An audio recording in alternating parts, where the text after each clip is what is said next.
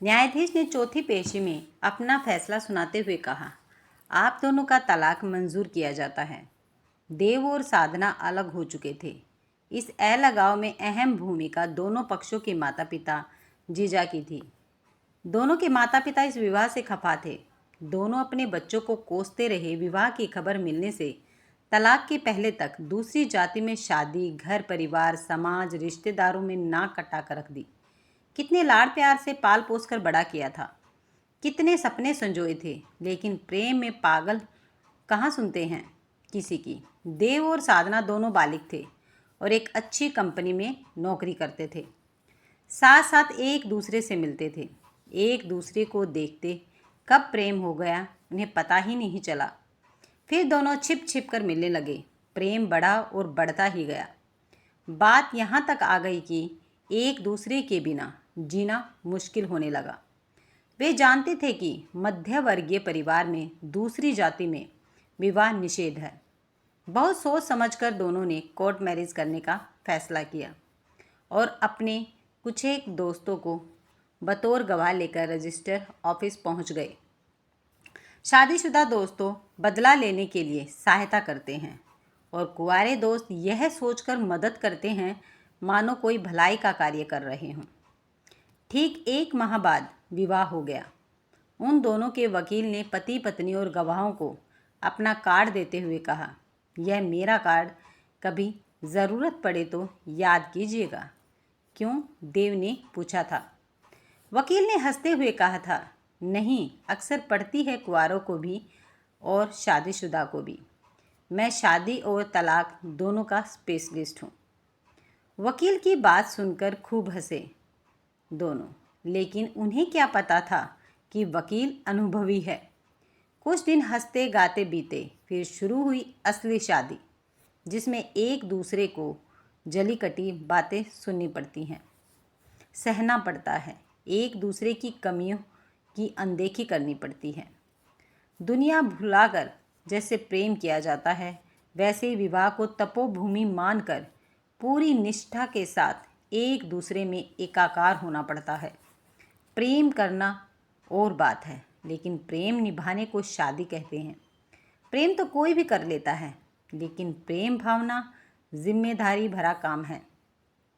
दोनों ने प्रेम किया, शादी की, लेकिन शादी निभा नहीं पाई। छोटी छोटी बातों को लेकर दोनों में तकरार होने लगी।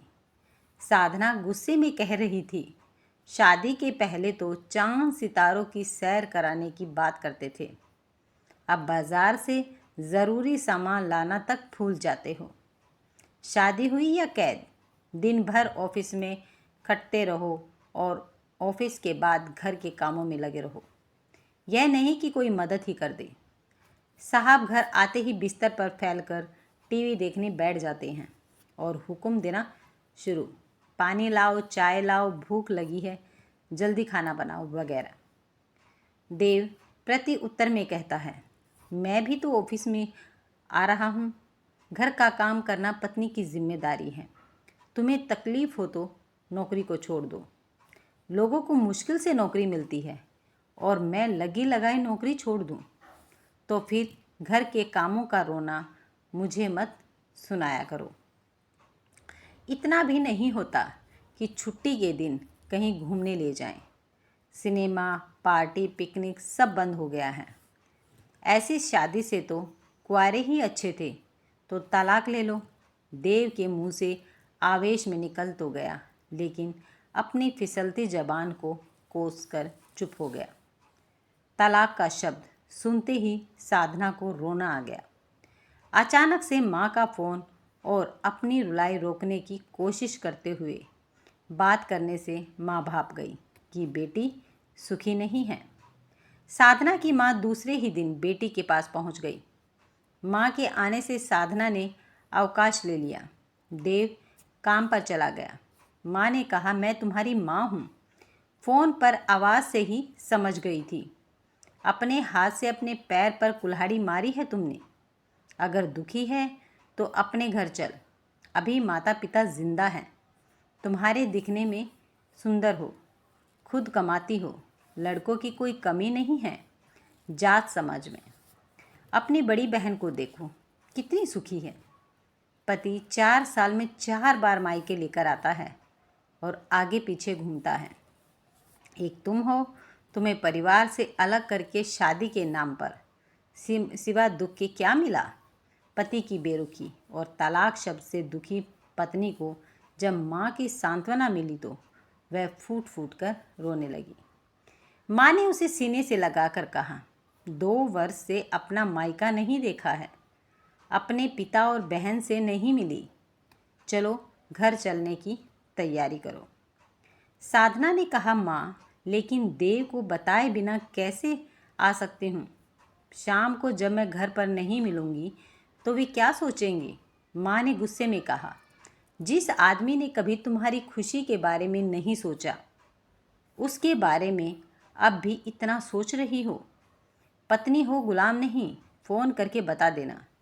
साधना अपनी माँ के साथ मायके आ गई। शाम को जब देव ऑफिस से लौटा तो घर पर ताला लगा हुआ मिला। दूसरी चाबी उसके पास रहती थी।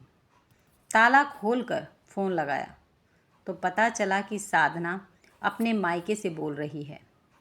देव ने गुस्से में कहा, तुम बिना बताए चली गई, तुमने बताना भी ज़रूरी नहीं समझा। माँ के कहने पर अचानक प्रोग्राम बन गया। साधना ने कहा। देव ने गुस्से में न जाने क्या क्या कह दिया, उसे खुद ही समझ नहीं आया। कहते वक्त बस क्रोध में बोलता चला गया, ठीक है वहीं रहना, अब यहाँ आने की कोई ज़रूरत नहीं है, मेरा तुम्हारा रिश्ता ख़त्म, आज से तुम मेरे लिए मर। उधर से रोते हुए साधना की आवाज़ आई, अपने मायके ही तो आई हूँ, वह भी माँ के साथ। उसमें तभी साधना की माँ ने उससे फ़ोन छटकते हुए कहा, बहुत रुला लिया मेरी लड़की को, यह मत समझना कि मेरी बेटी अकेली है, अभी उसके माता पिता जिंदा हैं, एक रिपोर्ट में सारी अकड़ भूल जाओगे। देव ने गुस्से में फ़ोन पटक दिया और उदास होकर सोचने लगा, जिस लड़की के प्यार में अपने माता पिता, भाई बहन, समाज, रिश्तेदार सब छोड़ दिए, आज वही मुझे बिना बताए चली गई। उस पर उसकी माँ कोर्ट कचहरी की धमकी दे रही है। अगर उसका परिवार है तो मैं भी तो कोई अकेला नहीं हूँ।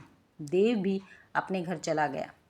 उसके परिवार के लोगों ने भी यही कहा, तुमने गैर जात की लड़की से शादी करके जीवन की सबसे बड़ी गलती की है, तलाक लो और फुर्सत पाओ, हम समाज की किसी अच्छी लड़की से शादी करा देंगे। शादी 2 परिवारों का मिलन है, जो गलती हो गई उसे भूल जाओ, अभी तुम्हारी उम्र ही क्या है, अच्छे दिखते हो, अच्छी कमाई है, अभी भी कुछ नहीं बिगड़ा। सुबह का भूला अगर शाम को घर आ जाए तो उसे भूला नहीं कहते। अच्छा हुआ कि कोई बाल बच्चा नहीं हुआ, वरना फंस गए थे बुरी तरह, पूरा जीवन बर्बाद हो जाता। फिर तुम्हारे बच्चों की शादी किस जात में होती। प्रेम तभी सार्थक है जब वह निभ जाए, यदि बीच में टूट जाए तो उसे अपने पराये सब गलत ही कहते हैं। यदि यही शादी जाति में होती तो माता पिता समझा बुझा कर बच्चों को सलाह देते। विवाह कोई मजाक नहीं है, थोड़ा बहुत सुनना पड़ता है। स्त्री का धर्म है कि जहाँ से डोली उठे वहीं से जनाजा। फिर दामाद जी से क्षमा याचना की जाती है। बहू को भी प्रेम से समझा बुझा कर लाने की सलाह दी जाती है। लेकिन माता पिता की मर्जी के विरुद्ध अंतरजातीय विवाह में तो जैसे दोनों पक्षों के परिवार वाले इस प्रयास में ही रहते हैं। यह शादी ही नहीं थी, धोखा था। लड़के लड़की को बहला फुसला कर प्रेम जाल में फंसा लिया गया था। उनकी बेटा बेटी तो सीधा साधे थे। अब तलाक ही एकमात्र विकल्प है। यह शादी टूट जाए तो ही सबका भला है। ऐसे में जीजा नाम के प्राणी को घर का सम्मानित व्यक्ति समझ सलाह ली जाती है, और जीजा वही कहता है जो सास ससुर समाज कहता है। इस गठबंधन के बंध तोड़ने का काम जीजा जी को आगे बढ़ाकर किया जाता है। जब देव साधना से और साधना देव से बात करना चाहते तो दोनों तरफ से माता या पिता फ़ोन उठाकर खरी खोटी सुनाकर तलाक की बात पर अड़ जाते और बच्चों के कान में उल्टे सीधे मंत्र फूंक कर एक दूसरे के खिलाफ घृणा भरते। तलाक की पहली पेशी में भी पति पत्नी आपस में बात न कर पाए, इस उद्देश्य से घर में समझा बुझा कर लाया गया। कोर्ट में और साथ में माता पिता जीजा हर दम बने रहते कि कहीं कोई बात न हो जाए। इस बीच साधना ऑफिस नहीं गई। उसने भोपाल तबादला करवा लिया, या कहे करवा दिया गया। मजिस्ट्रेट के पूछने पर दोनों पक्षों ने तलाक के लिए रजामंदी दिखाई। फिर दूसरी पेशी में उनके वकीलों ने दलीलें दी। तीसरी पेशी में पत्नी और पति को साथ में थोड़े समय के लिए छोड़ा गया। कुछ झिझक, कुछ गुस्सा, कुछ दबाव के चलते कोई निर्णय नहीं हो पाया। चौथी पेशी में तलाक मंजूर कर लिया गया। इस बीच 3 वर्ष गुजर गए। जिस जोर शोर से परिवार के लोगों ने दोनों का तलाक करवाया था, उसी तरह विवाह की कोशिश भी की, लेकिन जो उत्तर उन्हें मिलते, उन उत्तरों से खींचकर वे अपने बच्चों को ही दोषी ठहराते। तलाकशुदा से कौन शादी करेगा? 30 साल बड़ा 2 बच्चों का पिता चलेगा जो विदुर है, घर से भागकर पराई जात के लड़के से शादी, फिर तलाक। एक व्यक्ति है तो कोई, लेकिन अपाहिज है। एक और है लेकिन सजाया फता है। लड़की से ज़बरदस्ती के केस में माँ ने गुस्से में कह दिया, बेटी तुम भागकर शादी करने की गलती न करती तो मजाल थी ऐसे रिश्ते लाने वालों की, समाज माफ़ नहीं करता। फिर माँ ने समझाते हुए कहा, ऐसी बहुत सी लड़कियाँ हैं जो बिना शादी के ही परिवार की देख रेख में जीवन गुजार देती हैं। तुम भोपाल में भाई भाभी के साथ रहो, अपने भतीजे भतीजियों की बुआ बनकर उनकी देख रेख करो। साधना ने भाभी को भी धीरे से भैया से कहते हुए सुन लिया था कि दीदी की अच्छी तनख्वाह है, हमारे बच्चों को सपोर्ट हो जाएगा। मन मारकर वह भाई भाभी के साथ रहने लगी। भाभी के हाथ में किचन था। भैया ड्राइंग रूम में अपने दोस्तों के साथ गप्पे लड़ाते, टीवी देखते रहते, और वह दिन भर थकी हारी ऑफिस से आती तो दोनों भतीजे उसे पढ़ाने या उसके साथ खेलने की जिद करते। उसके कमरे में आकर कुछ ऐसा ही देव के साथ हुआ। तलाक के बाद शादी की जहाँ भी बात चलती तो लड़का तलाकशुदा है, कोई गरीब ही अपनी लड़की मजबूरी में दे सकता है, कौन जाने कोई बच्चा भी हो। फिर तलाश की गई लड़की की। उम्र बहुत कम होती या उसे बिल्कुल पसंद न आती। पिता गुस्से में कहते, दामन पर दाग लगा है, फिर भी पसंद नापसंद बता रहे हो, फिर भी तुम्हारे जीवन को सुखी बनाने के लिए कर रहे हैं तो 10 कमियां निकाल रहे हो। जनाब पढ़ी लिखी नहीं है, बहुत कम उम्र की है, दिखने में ठीक ठाक नहीं है। परिवार के व्यंग से तंग आकर देव ने कई बार तबादला कराने की सोची, लेकिन सफलता नहीं मिली। इन 3 वर्षों में वह सब सुनता रहा और एक दिन उसे प्रमोशन मिल गया और उसका तबादला भोपाल हो गया। उसे मंगलवार तक ऑफिस ज्वाइन करना पड़ा। रविवार को उसने कंपनी से मिले नौकर की मदद से कंपनी के क्वार्टर में सारी सामग्री जुटा ली। सोमवार को उसने बाकी छोटा मोटा घरेलू उपयोग का सामान लिया और मन बहलाने के लिए 6 बजे के शो का टिकट लेकर पिक्चर देखने चला गया। ठीक 9 बजे फिल्म छूटी। वह MP नगर से होकर निकला जहां उसका ऑफिस था। सोचा ऑफिस देख लूं ताकि कल आने में आसानी हो। MP नगर से ऑफिस पर नज़र डालते हुए वह अंदर की गलियों से मुख्य रोड पर पहुंचने का रास्ता तलाश रहा था। दिसंबर की ठंड भरी रात, गलियां सुनसान थी। उसे अपने से थोड़ी दूर एक महिला आगे की ओर तेज कदमों से जाती हुई दिखाई पड़ी। देव को लगा शायद यह किसी दफ्तर से काम करके मुख्य रोड पर जा रही है, जहां से ऑटो, टैक्सी या सिटी बस मिलती है। वह उसके पीछे हो लिया। तभी उस महिला के पीछे 3 मवाली जैसे लड़कों ने चलकर भद्दे इशारे व्यंग करने शुरू कर दिए। ओ मैडम, इतनी रात को कहाँ, घर छोड़ दे या कहीं और। फिर तीनों ने उसे घेर कर उसका रास्ता रोक लिया। महिला चीखी। देव तब तक और नज़दीक आ चुका था। एक मवाली ने उसे थप्पड़ मारकर चुप रहने को कहा। महिला फिर चीखी। उसे चीख जानी पहचाने लगी। उसके दिल में कुछ हुआ। पास आया तो वह उस महिला को देखकर आश्चर्य में पड़ गया। यह तो साधना है। वह चीखा, क्या हो रहा है? शर्म नहीं आती? एक मवाली हंसकर बोला। लो, हीरो भी आ गया। उसने चाकू निकाल लिया। साधना भी देव को पहचान कर उन बदमाशों से छुटकर दौड़कर देव से लिपट गई। वह डर के मारे काँप रही थी। देव उसे तसल्ली दे रहा था। कुछ नहीं होगा, मैं हूं ना। इससे पहले मवाली आगे बढ़ता तभी पुलिस की एक जीप रुकी। सायरन के साथ पुलिस ने तीनों को घेर लिया। पुलिस अधिकारी ने पूछा, आप लोग इतनी रात को यहाँ कैसे? जी, ऑफिस में लेट हो गए थे। और आप? मैं इसी ऑफिस में हूँ, थोड़ा आगे पीछे हो गए थे। साधना जिस तरह देव के साथ सिमटी थी उसे देखकर पुलिस अधिकारी ने कहा, आप पति पत्नी को साथ साथ चलना चाहिए। तभी तीन में से एक मवाली ने कहा, वही तो साहब, अकेली औरत, सुनसान सड़क। हमने सोचा कि इससे पहले कि उसकी बात पूरी हो पाती, थानेदार ने एक थप्पड़ जड़ते हुए कहा, कहाँ लिखा है कानून में कि अकेली औरत सुनसान सड़क और रात में नहीं घूम सकती? और घूमती दिखाई दे तो क्या तुम्हें ज़ोर ज़बरदस्ती का अधिकार मिल जाता है? थानेदार ने कहा, आप लोग जाइए, ये हवालात की हवा खाएंगे। तुम यहाँ कैसे? साधना ने पूछा। प्रमोशन पर, देव ने कहा। और परिवार? साधना ने पूछा। अकेला हूँ, तुम्हारा परिवार? अकेली हूँ, भाई भाभी के साथ रहती हूँ, शादी नहीं की, हुई नहीं। और तुमने? ऐसा ही मेरे साथ समझ लो। ऑफिस में तो दिखे नहीं, कल से ज्वाइन करना है। फिर थोड़ी चुप्पी छाई रही। देव ने बात आगे बढ़ाई, खुश हो तलाक लेकर? वह चुप रही और फिर उसने पूछा, और तुम? दूर रहने पर ही अपनों की ज़रूरत का एहसास होता है, उनकी कमी खलती है और याद आती है, लेकिन तब तक देर हो चुकी होती है। क्यों?